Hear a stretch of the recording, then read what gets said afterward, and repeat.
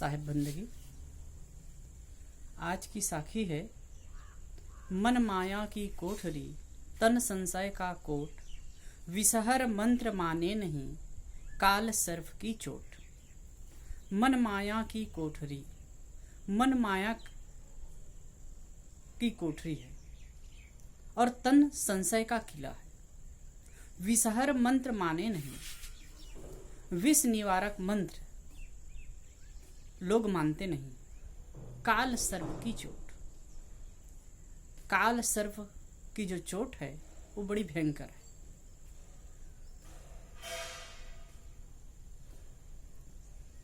ये साखी में बड़ी गहरी बात साहब कह रहे हैं। मन माया की कोठरी, मन माया की कोठरी है। कोठरी जैसे किसी चीज की कोठरी होती है, जैसे कि अन्न की कोठरी है। कोठरी कोठी, अन्न की कोठी है,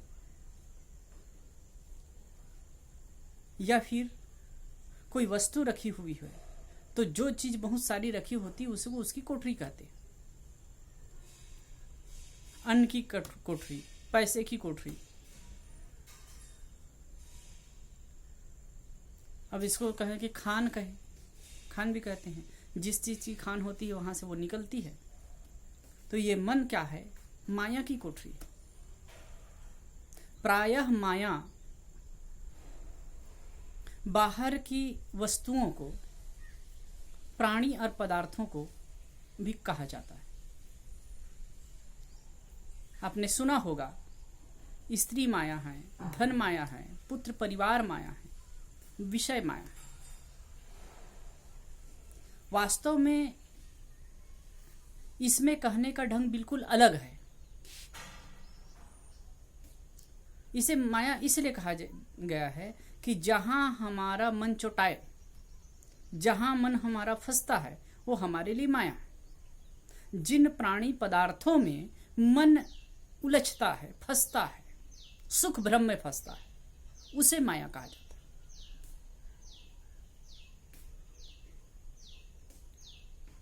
वस्तुतः एक अर्थ में कह दिया जाता है।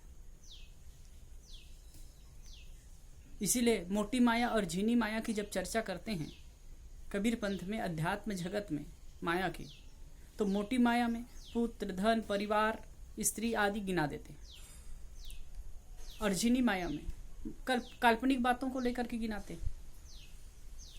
लेकिन यदि किसी पुरुष का मन किसी स्त्री में आसक्त होता है, स्त्री को देखकर आकर्षित होता है, तो वो उसके लिए माया हो जाती है।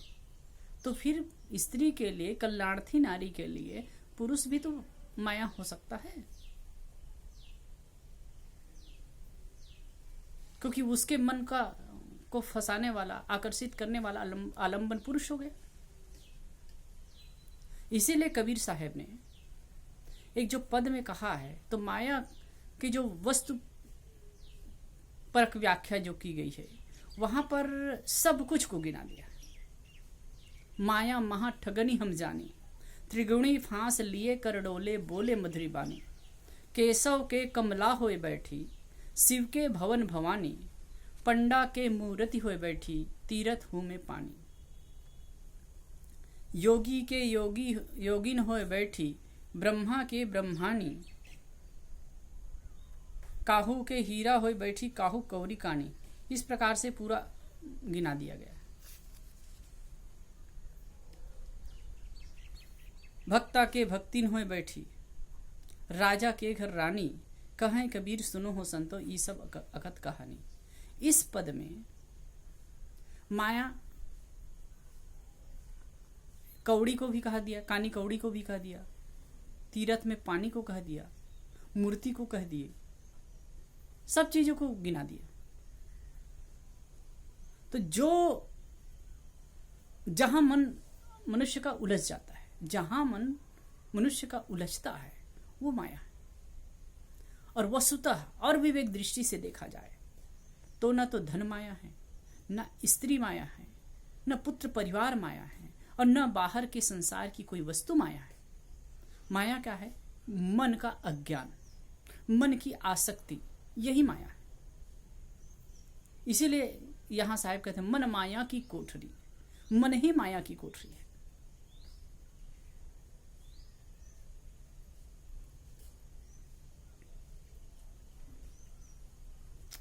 पुराने जमाने की बात है, एक बार एक गृहस्थ संत, अद्भुत उनके जीवन क्रम था, तो वो जा रहा था।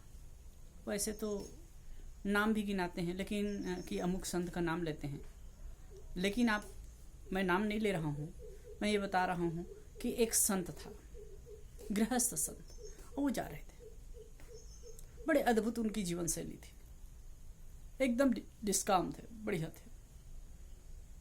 आगे आगे वो जा रहे थे अपने खेतों से काम करके, और पीछे पीछे उसकी पत्नी जा रही थी। तो एक जगह वो सोना का आभूषण गिरा हुआ देखा, तो देख करके वो उसने सोचा कि मैं तो अनासक्त हूँ, मेरा मन तो इसमें लुभेगा नहीं। तो कहते हैं कि उसने उस पर मिट्टी डाल दी। उस गृहस्थ संत ने उस पर मिट्टी डाल दी। पीछे से उसकी पत्नी आ रही थी, तो जब धूल डाल रहे थे ये, तो वो देख ली। तो उसी समय उसने कहा कि आप ये क्या कर रहे हैं? तो कहे कुछ नहीं। तो वो तो समझ गई थी, देख ली थी।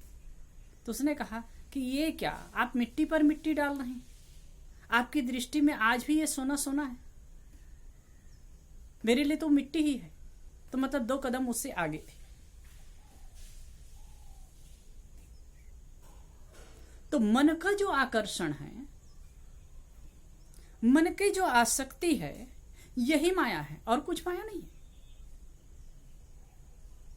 मन की आसक्ति ही माया है, और ये आसक्ति भरी हुई है देखने की, सुनने की, खाने पीने की, भोगने की, और अनेक प्रकार की जो आसक्ति भरी हुई है, जो आकर्षण है, वही माया है। बाहर का न कोई वस्तु माया नहीं है, केवल हमारा मन का आकर्षण ही माया है। इसलिए साहब कहते हैं मन माया की कोठरी, मन माया की कोठरी। बीड़ी माया की वस्तु नहीं है, अमुक चीज माया की, स्त्री माया की वस्तु नहीं है, अमुक चीज धन भी माया की वस्तु नहीं है। अगर माया वो माया होती तो सबको एक तरह से आकर्षित करती ना। बीड़ी के लिए एक आदमी पागल होता है, तंबाकू के लिए एक आदमी पागल होता है, नशा के लिए एक आदमी पागल होता है, वो न मिले तो विवल हो जाता है। क्यों? क्योंकि उसके मन में आसक्ति, इसलिए आसक्ति, इसलिए वो माया है। लेकिन कई लोग होते हैं, जैसे हम कभी बीड़ी नहीं पीते, कभी तंबाकू नहीं पाते, कभी ऐसी चीजों में नहीं पड़ते, तो हमारे लिए माया है ही नहीं। हम सपने में भी उसके बारे में नहीं सोच सकते। तो मन की जो आसक्ति है ना, वही माया।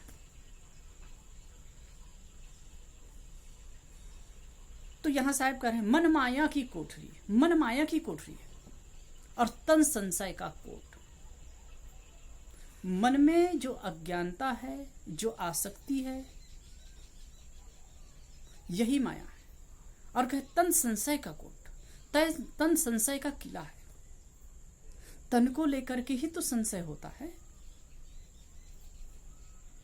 तन और तन संबंधी जो प्राणी और पदार्थ हैं, उसको लेकर के संशय होता है, नाना प्रकार के संशय होता है।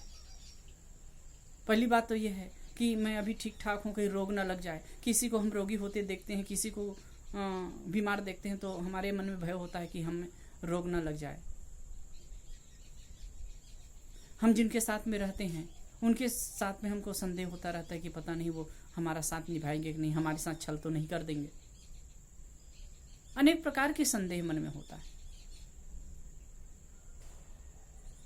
पति पत्नी के बीच, भाई भाई के बीच, पिता पुत्र के बीच, सगे संबंधी के बीच, पास पड़ोस के लोगों के बीच में संदेह हो जाता है।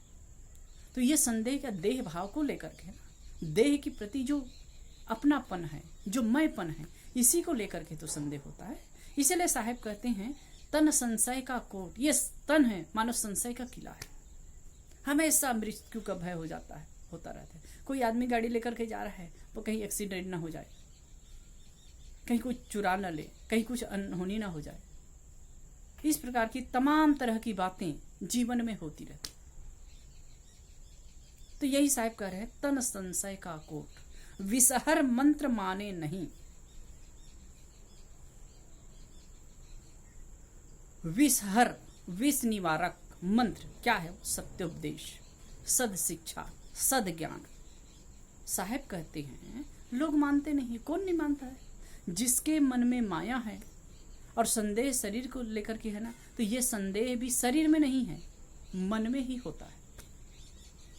मन में ही संदेह होता है। तो कहने का मतलब है जिसके मन में आसक्ति रूपी माया है, मोह रूपी माया है, अज्ञानता रूपी माया है और संदेह है, तो ऐसे लोग विषहर मंत्र माने नहीं। किसी प्रकार की आसक्ति में पड़ा व्यक्ति हो और उसको उसका उपदेश करिए तो वह सुनेगा तो, लेकिन सुन करके अनसुना कर देगा। बीड़ी पीने वाले व्यक्ति आते हैं यहाँ, मैं कई बार पूछता हूँ कि भाई बीड़ी आप क्यों पीते हो, इससे क्या फायदा है? तो कहे कि फायदा तो कुछ नहीं है, तो पीते क्यों हो? बस ऐसी आदत है। तो मैं ना पियो, उसके बारे में डिटेल बताता हूँ। एक लड़का आया था तो वो कहे मैं कितना पीते हो? तो कहे कि उसने कहा कि एक दिन में मैं 100 से 125 रुपये का मामा गुटखा खा जाता हूँ। गुटखे की बात थी, गुटखा इतने 125 रुपये का खा जाता हूँ। तो मैं क्यों खाते भाई? और मैं कैलकुलेट करके उनको 50 साल तुम्हारी उम्र हो जाएगी तो कितना खा जाओगे, और इतना पैसा आप बैंक बैलेंस करोगे तो वो कितना तुम्हारे लिए बेनिफिट होगा। तुम 50 साल के बाद कुछ भी नहीं करोगे तो यही पैसा अगर जमा हो जाएगा तो इसी से आप सुख से जी सकते हो। ये बात मैंने बताई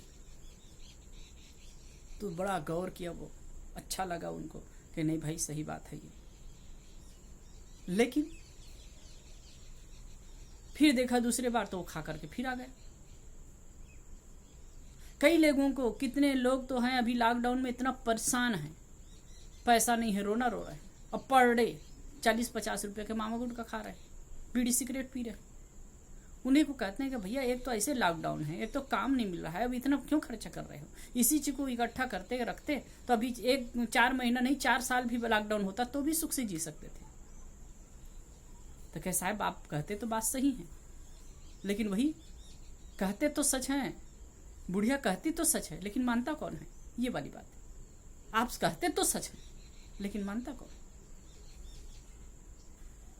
साहब कहते हैं काल सर्प की चोट, काल रूपी सर्प कल्पना, वासना, भावना रूपी सर्प की चोट पड़ी हुई है। एक बार वासना या आसक्ति रूप पड़ जाती है ना हृदय में, किसी चीज की आसक्ति पड़ जाती है, उसकी चोट लग गई तो आदमी कहां छोड़ पाता है? विषहर मंत्र, ज्ञान के वचन, निर्णय वचन, कल्याण के वचन आदमी मानता नहीं है। क्यों? क्योंकि आसक्ति की चोट है, मोह ममता है, इसीलिए वो अपने आप को इससे ऊपर नहीं उठा पाता है। इसलिए साहब बहुत सुंदर बात कहते हैं, मन माया की कोठरी, तन संशय का कोट, विषहर मंत्र माने नहीं, काल सर्प की चोट। काल रूपी सर्प की चोट भी भयंकर है, जबरदस्त है। सिर पर तो बिल्कुल हथौड़ा पड़ने वाला है, पड़ रहा है, निरंतर हम मौत की ओर जा रहे हैं, इसको कौन झुठला सकता है? इसलिए साहब कहते हैं कि भाई तुम समय रहते सावधान हो जाओ, सजग हो जाओ, और विष निवारक, जो दुख निवारक, कल्याण का जो साधन है उसको जीवन में अपना लो। साहब